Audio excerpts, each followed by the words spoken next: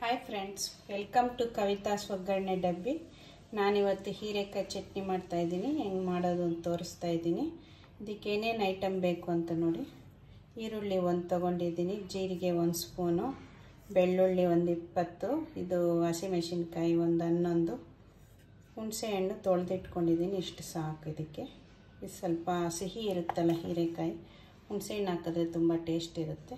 ಹೀರೆಕಾಯಿ ಚೆನ್ನಾಗಿ ತೊಳೆದು ಸಿಪ್ಪೆ ತೆಗೆದಿದ್ದೀನಿ. ಇದನ್ನೀಗ ಕೊಯ್ದು ಹುರಿಯೋಣ.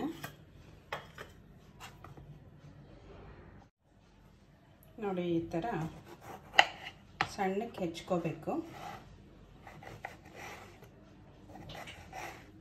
ಕೆಲವರು ಸಿಪ್ಪೆ ಸಮೇತನೂ ಹಾಕ್ತಾರೆ. ಅದು ಸ್ವಲ್ಪ ನಾರಿರೋದ್ರಿಂದ ಎಲ್ಲ ಬಾಯಿಗೆ ಸಿಗುತ್ತೆ. ಅದಕ್ಕೆ ಸಿಪ್ಪೆ ತೆಗೆದು ಚೆನ್ನಾಗಿರುತ್ತೆ ಚಟ್ನಿಗೆ. ತುಂಬ ನುಣ್ಣಗೇನು ಮಿಕ್ಸಿಗೆ ಮಾಡೋದು ಬೇಡ.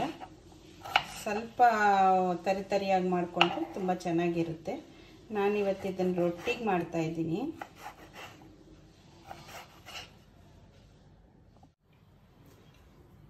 ಇದಕ್ಕೆ ಸ್ವಲ್ಪ ಎಣ್ಣೆ ಹಾಕೋಣ. ಫಸ್ಟಿಗೆ ಈರುಳ್ಳಿ ಒಂದು ಹಾಕಿ ಹುರ್ಕೊಳ್ಳೋಣ.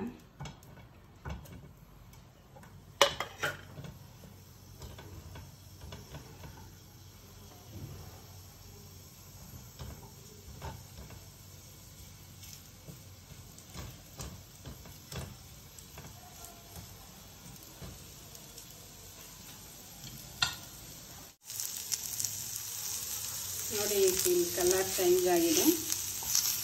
ಇದ್ರ ಜೊತೆಗೇನೆ ಹಸಿಮೆಣಸಿನ್ಕಾಯಿ ಹಾಕ್ಕೊಂಬಿಡೋಣ. ನೋಡಿ, ಹಸಿಮೆಣಸಿನ್ಕಾಯಿ ನಾನು ಇಷ್ಟು ತೊಗೊಂಡಿದ್ದೀನಿ. ನಿಮ್ಗೆ ಜಾಸ್ತಿ ಅನಿಸಿದ್ರೆ ಕಮ್ಮಿ ಹಾಕ್ಕೋಬೋದು.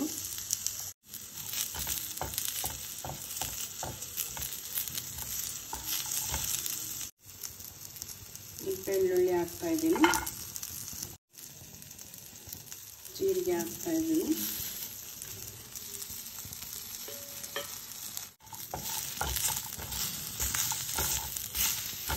ಈ ಥರ ಸ್ವಲ್ಪ ಕಲರ್ ಚೇಂಜ್ ಆಗೋವರೆಗೂ ಇಟ್ಕೊಂಡ್ರೆ ಸಾಕು.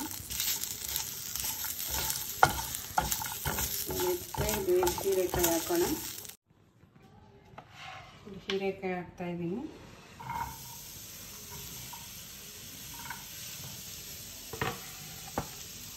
ಸ್ವಲ್ಪ ಎಣ್ಣೆ ಹಾಕೋಣ.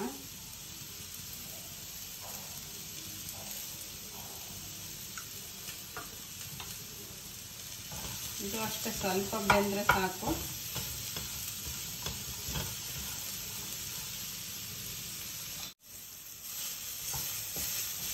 ನೋಡಿ, ಇದಾಗಿದೆ. ಈಗ ಆಫ್ ಮಾಡಿಬಿಡೋಣ. ಅದು ಈ ಥರ ಆದರೆ ಸಾಕು. ಇದು ತಣ್ಣಗಾಗಕ್ಕೆ ಬಿಟ್ಟು ಆಮೇಲೆ ಮಿಕ್ಸಿ ಮಾಡೋಣ.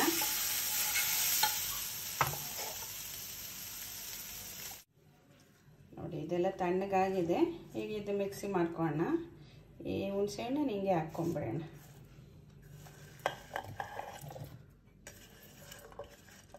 ಫಸ್ಟ್ ಇದು ಮಿಕ್ಸಿ ಮಾಡಿಕೊಂಡು ಕೊನೆಯಲ್ಲಿ ಹೀರೆಕಾಯಿ ಹಾಕಿದ್ರೆ ಆಯಿತು. ಅಷ್ಟರೊಳಗೆ ಅದು ತಣ್ಣಗಾಗಿರುತ್ತಲ್ಲ.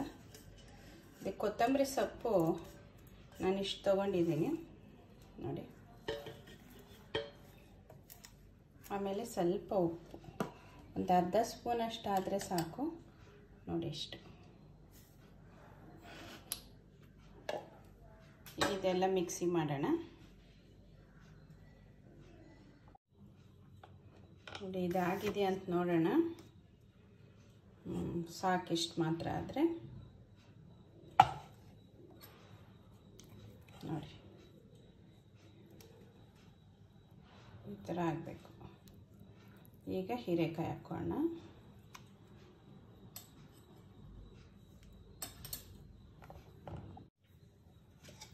ನೋಡಿ, ಈಗ ಹೀರೆಕಾಯಿ ಎಲ್ಲ ಹಾಕ್ಕೊತಾ ಇದ್ದೀನಿ. ಪೂರ್ತಿ ತಣ್ಣಗಾಗಿದೆ.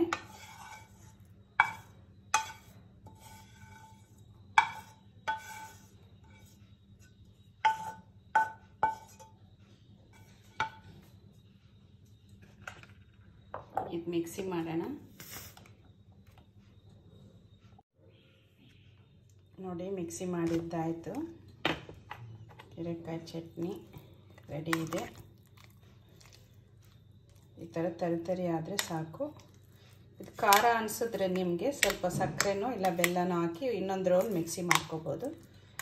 ಈಗ ನಮಗೆ ಇದು ರೊಟ್ಟಿಗೆ ತುಂಬ ಚೆನ್ನಾಗಿದೆ.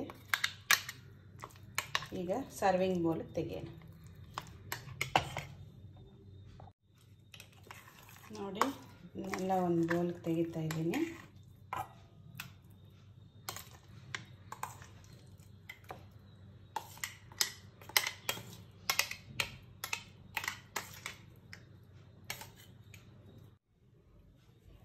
ನೋಡಿ ಈಗ ಹೀರೆಕಾಯಿ ಚಟ್ನಿ ರೆಡಿ ಇದೆ. ಇದಕ್ಕೆ ಈ ಥರ ಹೀರೆಕಾಯಿ ಸಿಪ್ಪೆ ಇರುತ್ತಲ್ಲ ಅದನ್ನ ಡೆಕೋರೇಟ್ ಮಾಡ್ಬೋದು. ಈ ಥರ